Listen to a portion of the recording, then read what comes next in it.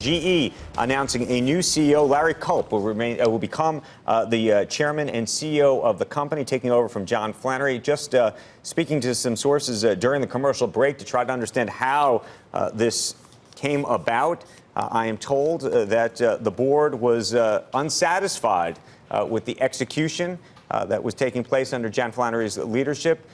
This hardened over the last several weeks.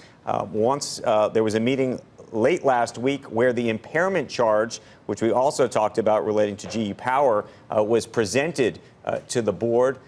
Larry, we should say, has been on this company's board, and there had been some back-channel conversations with him over the last several weeks about whether he would want and whether he would be willing to take this job. He does have quite a successful track record at Danaher. Of course, there will be questions about the fact that Larry was on the board during some of these missteps and whether they're going to give him credit or not for some of those things. But we're talking about whether you throw everything into the kitchen sink. Right. It's not as if Larry is coming into this completely new, but of course he is a new face for this company. Faber's on the phone. Is this a new lead director too, Faber?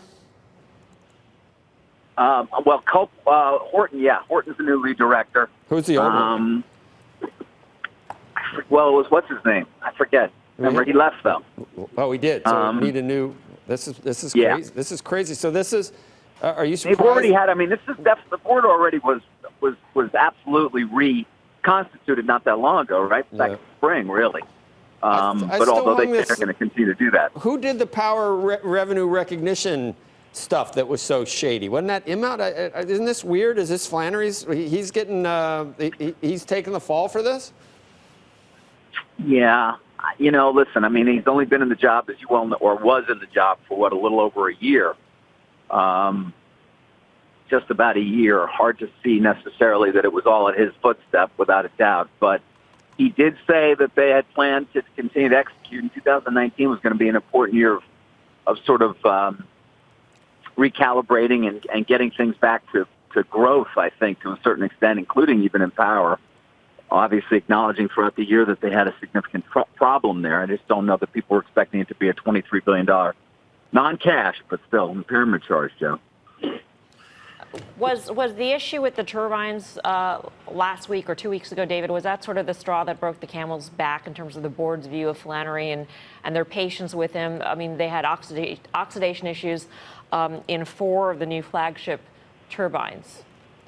Yeah. You know, Melissa, I don't know. What I will tell you is that over the last 6 weeks, really, the conversations that I've had, a number of people that I've spoken to who would be aware, at least, of thinking of the board of directors, indicated that there was some frustration with the pace of change, that there was some frustration with the lack of concrete decision-making made in a very short time frame.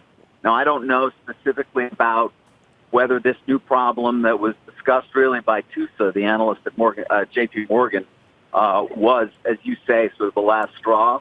But I know that there was frustration already amongst some on the board with the level of decision-making and change, feeling that it had to be moving faster and having a hard time getting Mr. Flannery to sort of get to a decision on certain things.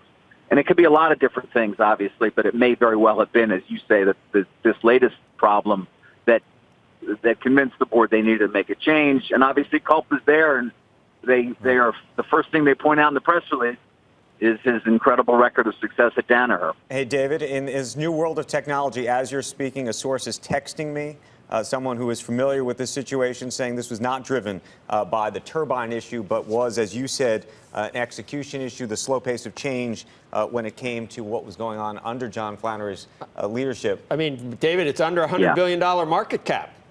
And you know, the guy's been there for over a year. It's a $98 billion.